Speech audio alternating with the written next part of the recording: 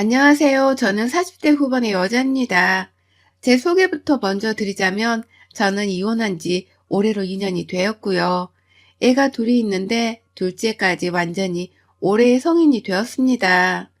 제가 이혼하던 때에 첫째는 대학생이었어도 둘째 아이가 고등학교에 재학 중이어서 공부에 한참 민감할 때였는데 그때 제가 유일하게 제 이혼을 죄스럽게 느꼈던 건 바로 둘째 아이 때문이었고 그 외에는 정말 아무것도 신경 쓰이던 게 없었죠. 빨리 이혼을 해서 이 남자, 정확히는 이 집구석에서 벗어나야겠다는 생각뿐이었어요.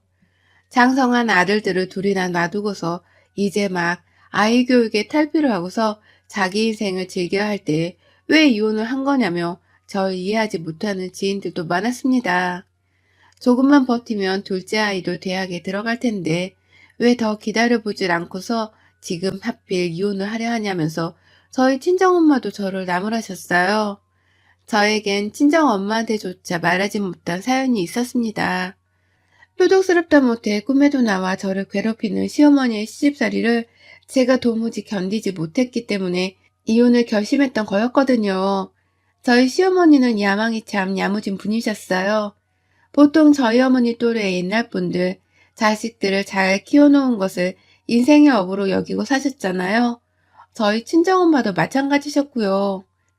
딱히 본인의 직업을 가지고 있지 않은 이상은 자식들이 커서 결혼하고 손주 나와 얼굴을 보여주는 그 맛에 행복을 느끼고 사셨는데요. 제 시어머니는 전혀 그런 쪽이 아니셨어요. 자식들을 잘 키워서 서울까지 대학을 보내고 직장 잡으라고 자리 잡고 살게까지 만드셨는데 그보다 더 큰 욕심을 가지고서는 자식들에게 늘상 영향력을 발휘하셨답니다. 내가 너희들을 이만큼 키워놓고 서울에 자리 잡고 살기까지 했으니 적어도 집집마다 내 방 하나 정도는 만들어 놓고 1년에 한 달씩이라도 번갈아 가면서 날 거두고 보살펴달라는 소리를 눈 하나 깜빡하지 않고 뱉어내시는 양반이었어요. 자식 며느리 집에 방 하나 정도는 당연히 받아야 할 존재라고 스스로를 생각하시는 야무진 분이셨죠. 저희 어머니께서는 제 남편을 포함해서 아들 둘에 딸 둘, 총 4명의 자식을 낳으셨습니다. 저희 남편은 그 중에서 둘째 아들이고요. 남편의 얘기를 들어보니까 시아버지는 젊으실 적부터 밖에서 자식들 키울 돈을 벌어온다면서 굉장히 바쁘게 사셨고 또 그런 만큼 굉장히 무뚝뚝하고 가부장적이셨다고 해요. 집에 오면 살림 하나 거두려고 하질 않고 본인이 돈을 벌어오는 것에 대해서 할 일을 다 하고 산다고 생각을 하셨던 분이셨던 것이죠. 그러니 시어머니가 혼자서 내 자식들을 키우며 집안일을 다 책임져 오셨고 거기에 자녀 교육까지 다 도맡아서 자식들을 서울로 보내신 건데요. 시어머니는 그에 대한 자부심이 상당한 듯 보였어요. 그 도가 너무 지나친 바람에 자식들도 하나같이 시어머니의 행동을 부담스러워 했고요. 저는 잘 모르겠지만 제가 결혼하기 전에 저희 큰 아주버님네에 가서는 예고도 없이 합가를 하자면서 이삿짐 트럭을 불러 짐을 옮기셨다가 큰형님한테 매몰차게 쫓겨난 적도 있다더군요.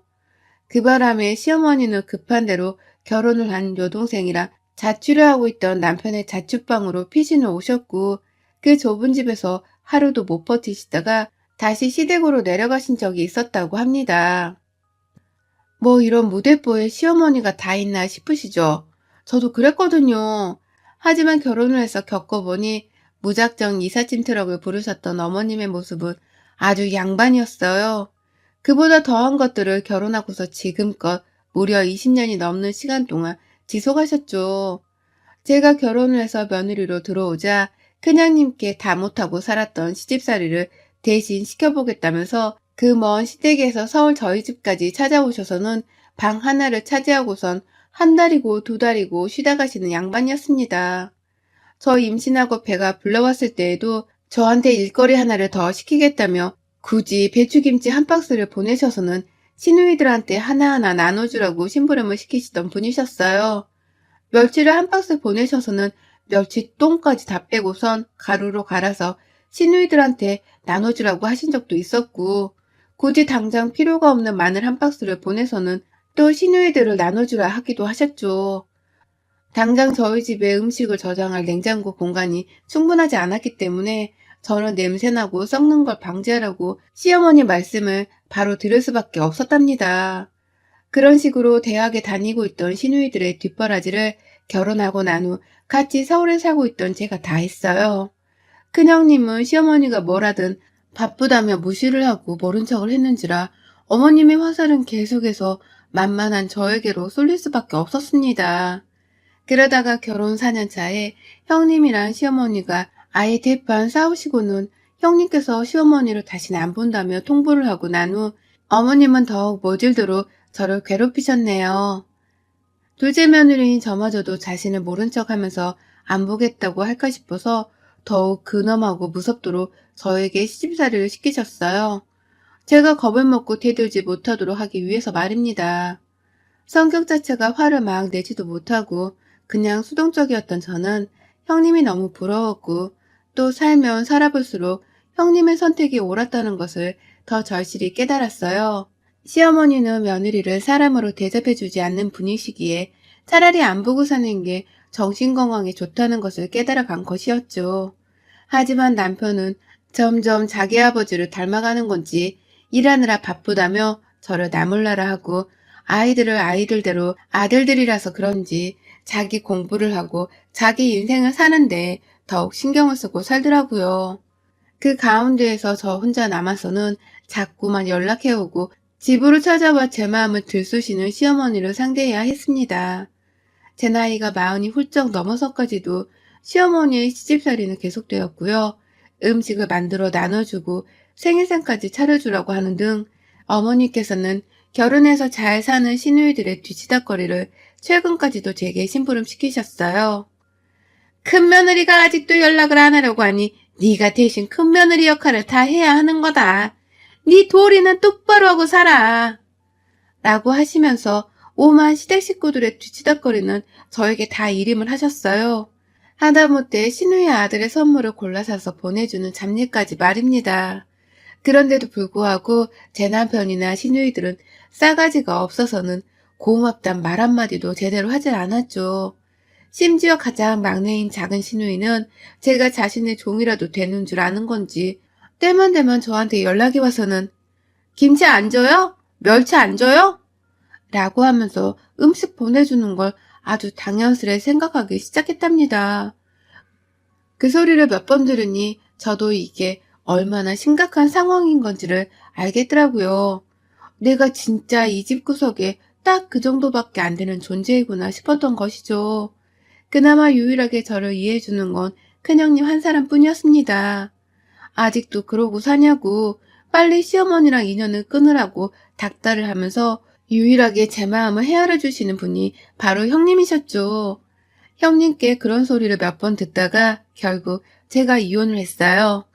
형님이 그만 좀 사서 고생하고 살라고 하는데 생각을 해보니까 형님이 너무 부럽더라고요.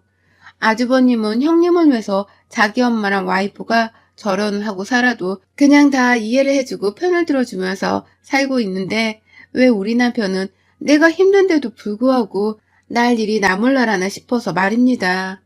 미운 건 시어머니였고 원망은 남편에게 했었네요. 날 지켜주고 보듬어줘야 할 남편에게 받아버린 실망감을 되돌리기가 너무 힘들었기 때문에 신뢰가 바닥이 나버린 것이었죠.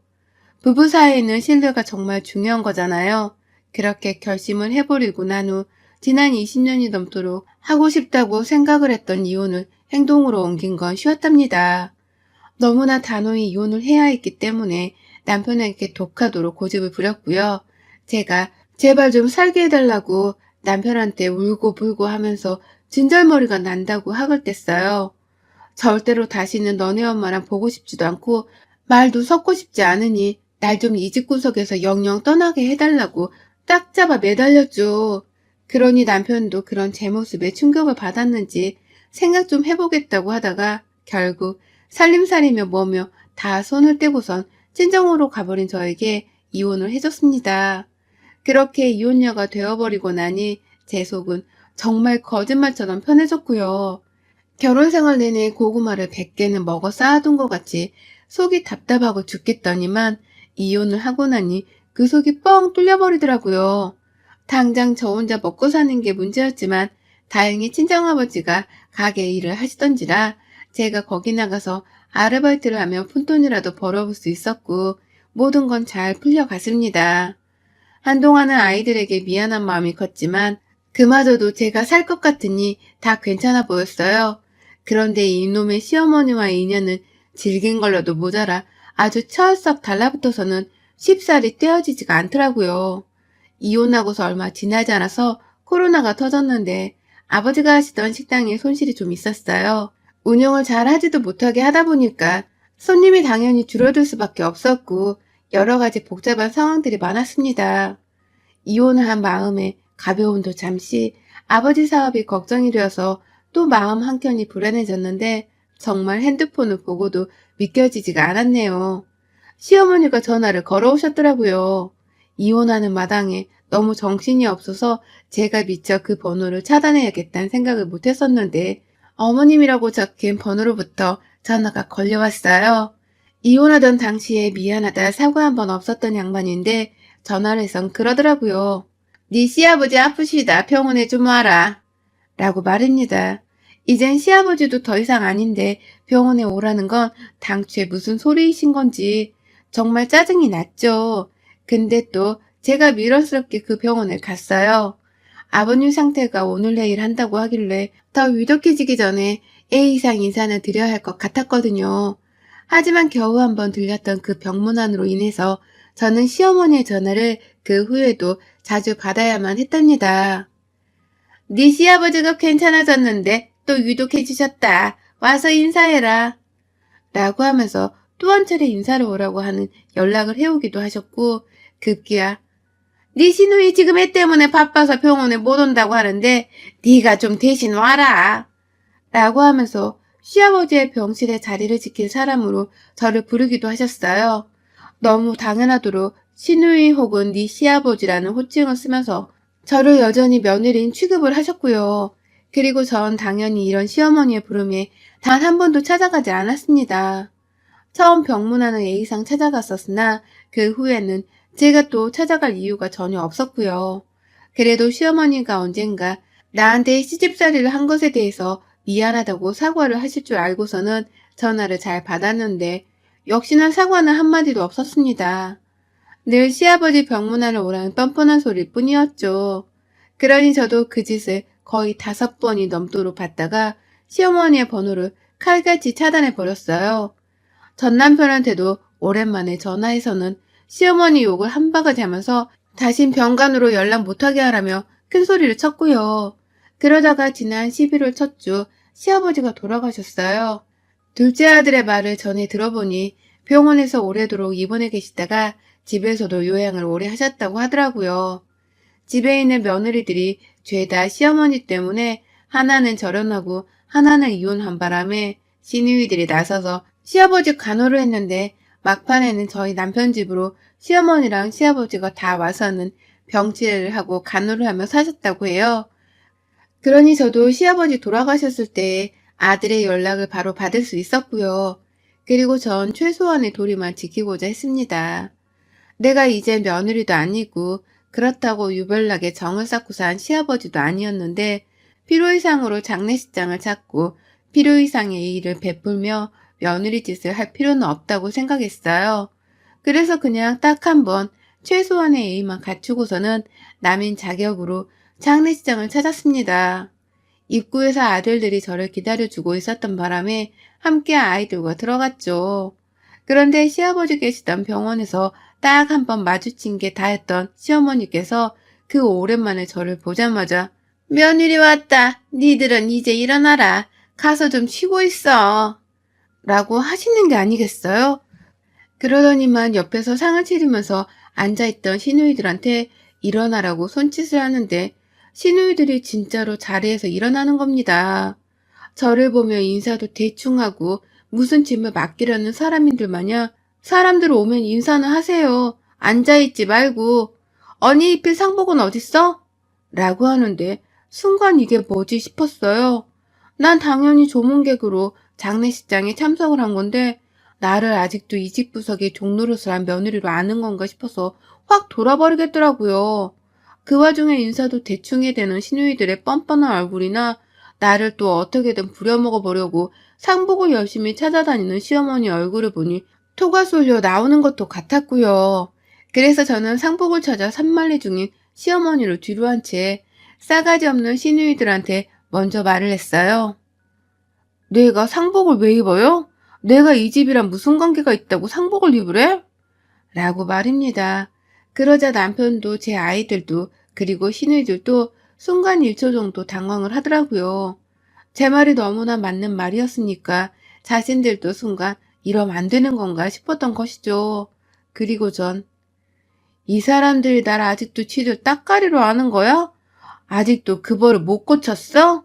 집안에 있는 며느리 둘이랑 쌩을 까고 살아놓고서 아직 그 버릇을 그대로 가지고 있는 거야? 라면서 제 차 시누이들 향해 기가 차서 말도 안 나온다며 헛웃음을 지어 보이니 뒤에서 시어머니가 갑자기 저를 향해 큰 소리를 내면서 뛰어왔어요. 너 왜 웃어? 장례식장에서 누가 웃으래? 라고 말입니다. 본디 장례식장은 울기만 하는 자리도 아니고 떠나신 분께 조의를 표현하고 진심을 다해 안녕을 비는 자리인 건데 졸지의 장례식장에서 오랜만에 만나 인사를 나누고 있던 일부 조문객들까지도 저희 시어머니의 말씀에 웃음기를 싹 빼고서는 일동 침묵을 하셨어요.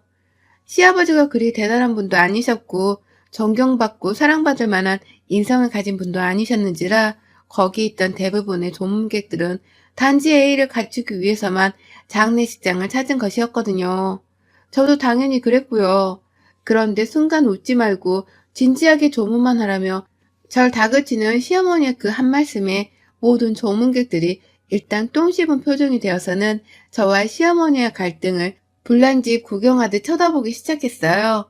저도 점점 그 사람들의 시선이 느껴져 얼굴이 달아 올라갔는데 앞에서 또 멀뚱거리면서 아무 말도 못한 채 시어머니가 절 혼내키는 걸 구경만 하고 있던 남편이라 눈이 딱 마주친 순간 뒷골이 땡겼습니다. 난 이혼을 하고 나서도 또 이런 소문을 당하는구나 싶어 억울한 마음이 컸어요. 남편을 향해서 느끼는 분노도 여전했고요. 자기 마누라가 어떤 취급을 받고 살던 말던 아무 신경도 쓰지 않은 채 그저 남일 보듯 뻔뻔하게 구는 그놈의 전 남편이 정말 싫었습니다. 그러는 와중에 앞에서 계속 입이 달려있음 말을 좀 해보라고. 남의 장례식장에 와서 웃긴 왜 쳐웃어? 왜 웃었냐니까? 라고 하면서 절 손가락으로 쳐대고 있는 시어머니도 정말 꼴불견이었네요. 결국 손가락으로 한 번 더 쳐보라면서 시어머니께 경고를 날리듯 저는 보란 듯이 한 대 더 친 시어머니의 만행에 폭발을 하고 말았습니다. 남의 장례식장에 와서 왜 웃었냐고? 말 한번 잘했네요. 남의 장례식에 인사하러 온 것뿐인데 당신은 내 상복을 도대체 왜 찾고 있는 거야? 인연들은 하나같이 왜 나한테 장례를 떠맡기라는 듯이 자리를 비키려고 한 거냐고요.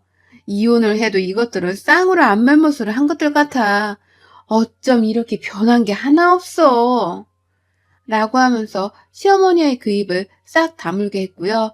남편을 향해서 야, 너는 내가 이혼을 하고서도 내가 이 꼴을 당하는데 주둥이를 쳐닫고 있냐? 등신 같은 자식. 저런 놈이랑 내가 20년을 같이 살았다는 게 분에 뒤지겠네. 이혼한 전 며느리한테 상복 입히려는 것들이 네 가족이라고. 정신 좀 차리고 쪽팔려 할 줄 좀 알라고. 라고 소리를 치며 장례식장을 아주 그냥 난장판으로 만들어버렸어요. 홧김에 남편한테 달려들어서는 입이 있음 말 좀 해보라며 가슴팍을 쳐대기도 했고요. 돌아가신 시아버지 영정 앞에서 내가 왜 이혼을 하고서도 이런 취급을 당해야 하냐고 라면서 원망의 소리를 내질렀죠. 그러다가 시어머니가 제 뒤통수에 대고서 야, 이혼을 했든 말든 네가 며느리는 며느리인데 장례는 치러야 할 거 아냐. 상복 입고 좀 도와주라는데 그게 뭐가 문제라고 이 사단이요. 저거 진짜 또라이 아니냐? 야, 너 혼자 이 장례 다 치러. 지금 네 시아버지 앞에서 경우가 없게 군 거 싹 다 빌고 가. 알았어? 라고 말을 하며 시누이들을 데리고 나가려 하는 그 모습에 분노가 들끓었어요. 자신도 조문객들 눈치가 보이는 건지 최대한 빨리 저한테 장례를 맡기고 장례식장을 도망쳐 나가려 하는 듯 보였고 그 모습에 저는 더 열불이 났답니다. 나 며느리 아닌데 왜 자꾸 나한테 장례를 맡기려 하냐니까? 라고 하면서 나가는 시어머니부터 시누이들의 상복 치맛자락을 잡고서는 줄다리기를 하듯이 잡아당겼어요. 잡아당기다 힘이 너무 셌는지 첫째 시누이는 뒤로 나자빠지고 시어머니는 민망스럽게 뭔 짓이냐면서 조문객들 눈치를 또 살살 보면서 저를 진정시키려 하는데 저는 그냥 시어머니를 그 자리에서 더 잡아당기고서는 가족들이 서 있는 그 자리로다가 어머님을 딱 세워뒀습니다. 아줌마 정신 차려요. 나 당신 며느리 아니고 당신 아들 이혼한 지 벌써 2년이야. 지금 죽어 누워있는 사람은 당신 남편이라고. 상을 치를 거면 당신 자식들한테 교육 똑바로 시켜가면서 치러요. 벌써부터 딸년들한테 장래까지 며느리한테 맡기려는 시집살이를 보이지 말고. 알겠어? 인사 한번 하러 왔더니만 인연들이 쌍으로 나한테 장래를 맡기려 하네. 하나같이 20년 전이나 지금이나 정신 못 차리고 사는 건 여전해. 진작에 이혼하고 떨어져 나오길 잘했지. 아유, 아찔해. 내가 저 집 구석에서 더 살았을 거라고 생각하니 아찔해 죽겠다. 라며 장례식장을 뒤집어 놓을 만큼의 경련과 소리를 질러가면서 시어머니와 시누이들을 향해서 발악을 했어요. 그 와중에도 변하지 않는 우리 남편은 심장이 쫄깃거리는지 어쩔 줄을 모른 채 집안의 난동을 지켜보며 한숨만 푹 쉬고 있었고요. 급기야 참다 저희 큰아들이 나서서는 남편한테 남자며 가정일 좀 똑바로 교통정리하세요. 이사단이 났는데도 아빤 가만히 있고 싶어요? 라면서 원망의 소리를 치더라고요. 저렇게 살지 않을 거라는 듯이 지 아버지를 한심한 듯 쳐다보는데 그런 아들의 표정을 읽은 건지 남편의 얼굴이 붉어져 갔어요. 그리고 저한테 뭐라 말이라도 걸어보려는지 제 얼굴을 쳐다보며 입을 쑥 내밀었는데 전 그저 할 일을 마저 다 하기로 했습니다. 지겨운 시집것들 이혼하고서도 이 지랄이네. 아이고 내 팔자야. 라고 하면서 한참을 더 남의 장례식장 안에서 난동을 피우다가 급기야 보다 못하고 나선 다른 조문객들의 손에 끌려 장례식장을 나왔어요. 그 길로 저도 사람인지라 쪽이 팔려서 바로 아들들이랑 택시를 타고서는 장례식장을 아예 벗어났고 남편은 자꾸만 큰아들한테 전화를 거는데 아들은 그냥 다 꼴도 보기 싫어 죽겠다 라고 하면서 핸드폰을 꺼버리더라고요. 그 길로 저희 애들은 제 친정에 와서 하룻밤 묵고서는 다음날이 되어서야 늦지막히 할아버지 장례식장에 갔고요.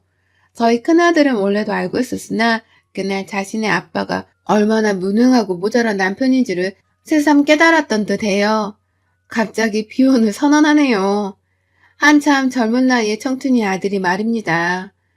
제가 안 좋은 결혼 생활을 자식한테 보인 바람에 이 아이가 이렇게 비혼을 선언한 게 아닌가 싶어서 미안함도 크고 괜히 이게 다 저 때문인 것 같아서 저도 마음만은 절대로 편하지 못하답니다.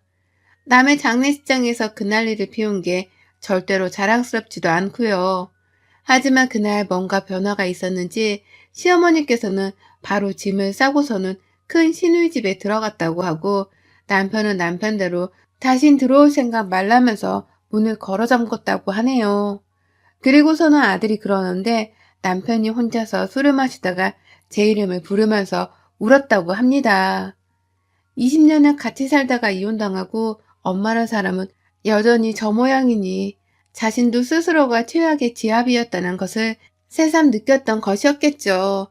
그나저나 시어머니는 남편보다 더 재수가 없고 못된 큰 시누이네 집에서도 사위 눈치를 분명 봐야 할 텐데 그 집에서 얼마나 버티다가 오도 가도 못하고서는 결국 시댁으로 내려가실지 너무 궁금하네요. 졸지에 멀쩡하다 며느리 둘한테서 팽을 당하고서는 얼마나 딸년들 옆에서 빈대를 붙을 수 있을런지 남편 장례식장에서까지 며느리 한번 골탕 먹여보겠다고 단체로 나섰던 우리 시댁 여자들 정말 가지가지했던 사람들이 아닌가 싶습니다. 다시 한번 느꼈지만 저 진작 이혼하고서 이 집구석에서 나온 거 진짜 잘한 짓인 것 같아요. 여러분의 생각은 댓글로 남겨주세요. 오늘도 시청해주셔서 정말 감사합니다.